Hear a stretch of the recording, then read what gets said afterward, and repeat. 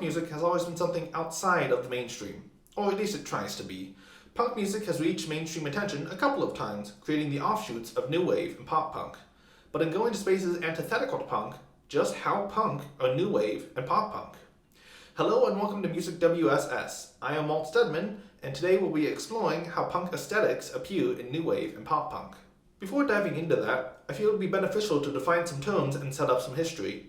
Punk began in the 1960s as a countercultural movement. Actually, it was the second countercultural movement of its time, placing it in opposition to both the mainstream and the other counterculture, hippies. In music, the hippie aesthetic appeared in an increase of song length, a focus on larger units of music, such as the album versus the single, and a move away from upbeat, dance-oriented rhythms.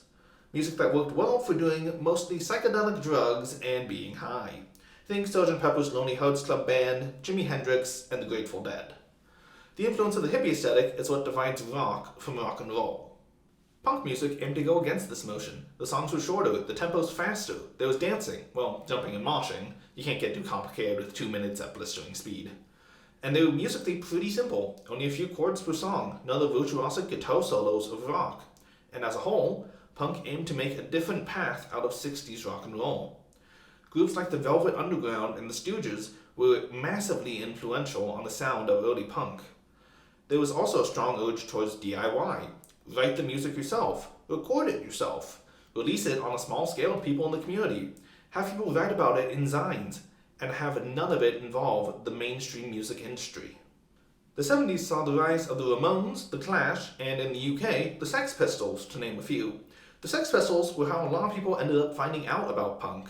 They were essentially controversy machines. Managed by the owner of a leather and fetish wear shop, and with a singer going by Johnny Rotten, they started causing anarchy in the UK. The band was signed to major label EMI in early October 1976. Anarchy in the UK, the band's first single, was released in late November. A few days later, in early December, the band had their first TV appearance due to a last-minute cancellation from Queen, and said some naughty things during their interview. EMI broke the contract in early January. February 77 saw the bass player replaced by Sid Vicious. March had the band signed with A&M Records, only to be dropped a week later. And in May, they signed with Virgin Records. To summarize, the Sex Pistols had signed to 3 major labels, released 1 single, and swore on TV. And they hadn't even come to America yet. In January 1978, the band began their tour of the US, but they were scheduled to begin it in December 77 with a Saturday Night Live performance.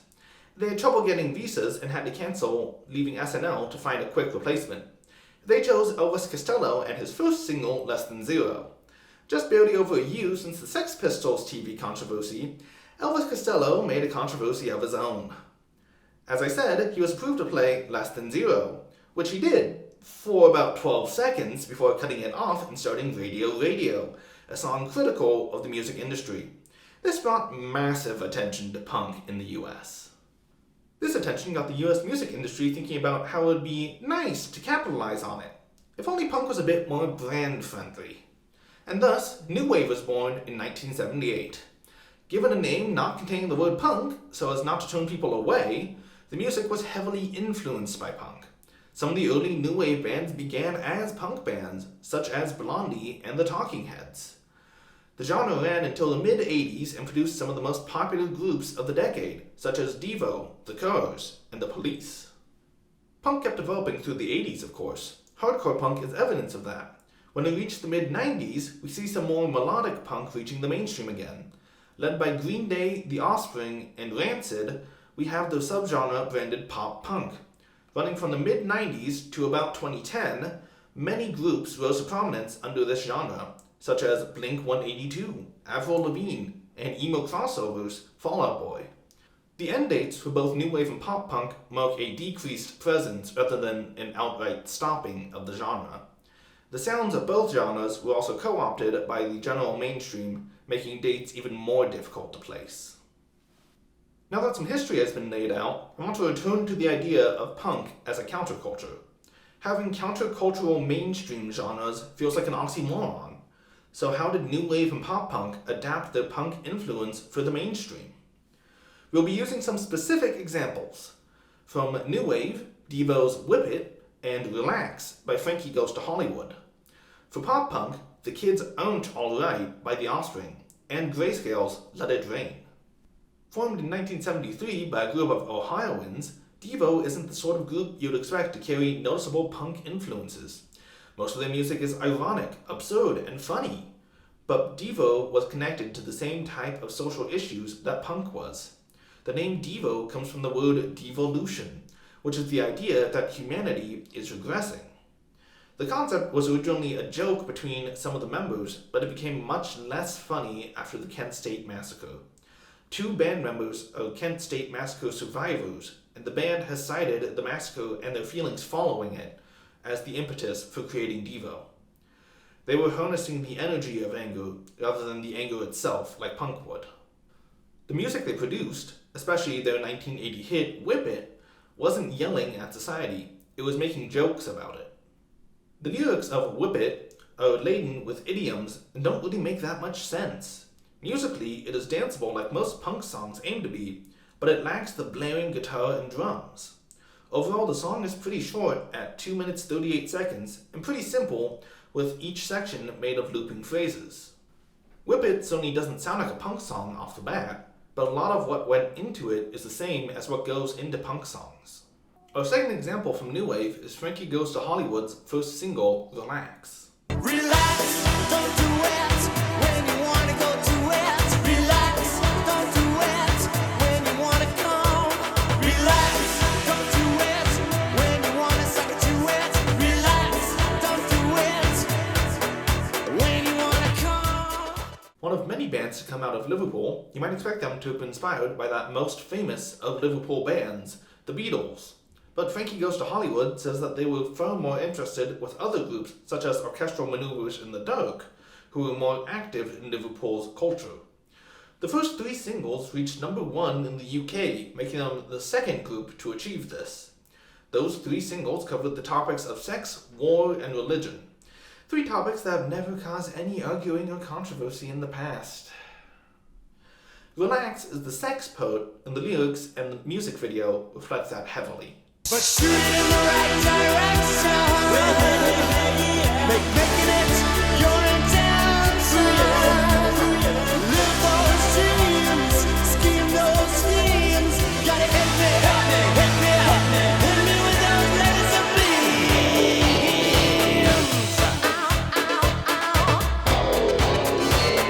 Letters of beams. Which got it banned by the BBC. It performed very well on charts though, reaching top 10 in 21 countries and number 1 in 9 of them.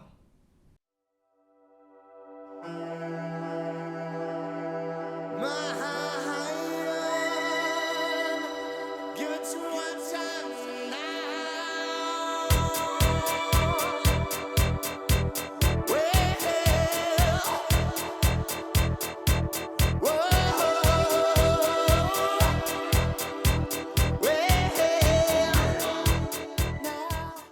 The song begins with something that sounds far more psychedelic than punk, but a driving bass line comes in after a moment.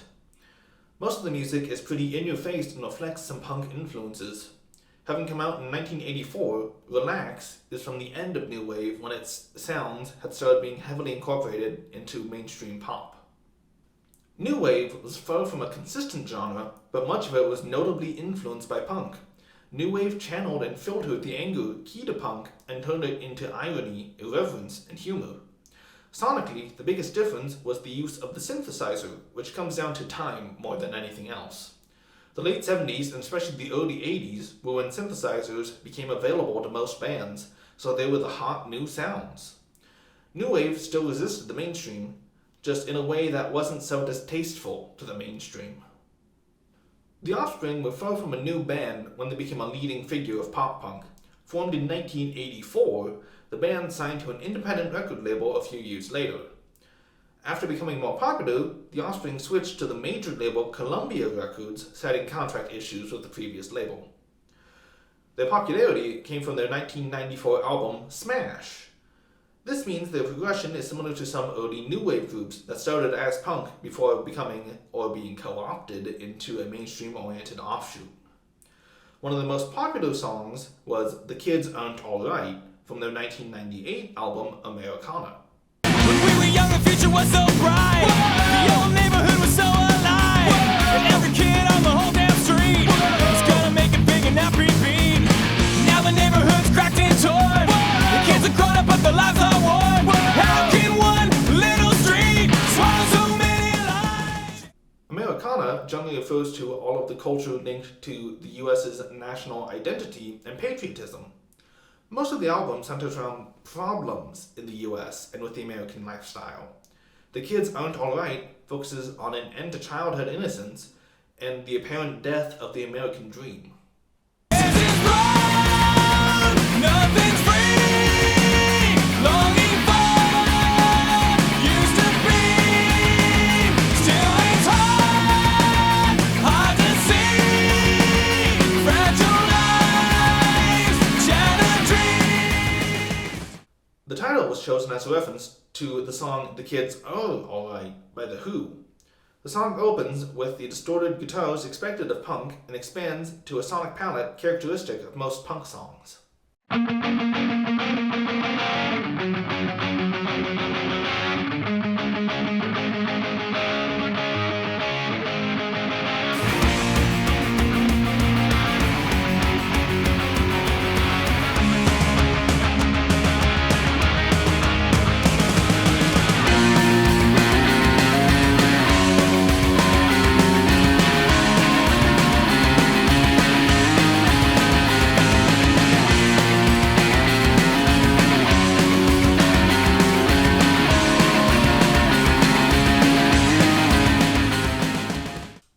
Have some vocal harmonies and there is a short guitar solo, but overall the song is not very complex, another standard of punk. This provides an example of probably the biggest difference between pop punk and new wave. Sonically, pop punk was mostly just punk that became popular with a wider audience. Greyscale is a far newer name in pop punk. They were formed in 2011, after the date I had stated as the end of pop punk earlier in this video.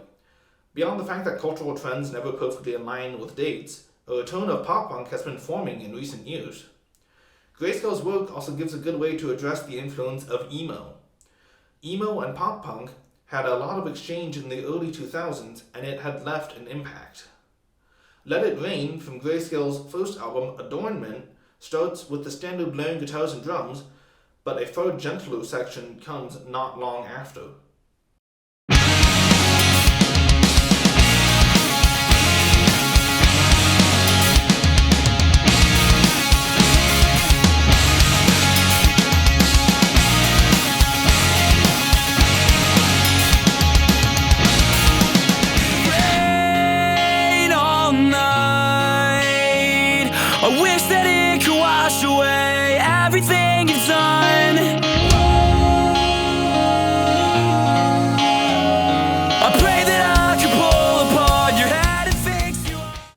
The song has these softer moments appear throughout.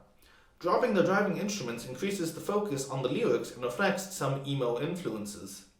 The lyrics dwell on the regrets following a relationship.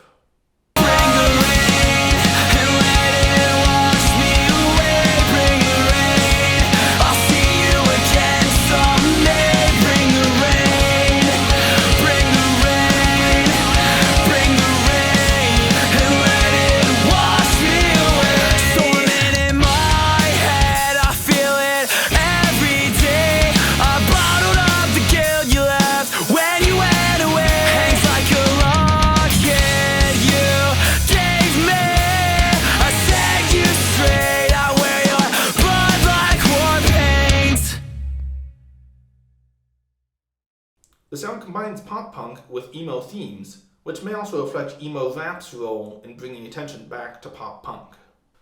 As I previously said, pop punk is not too sonically different from the rest of punk.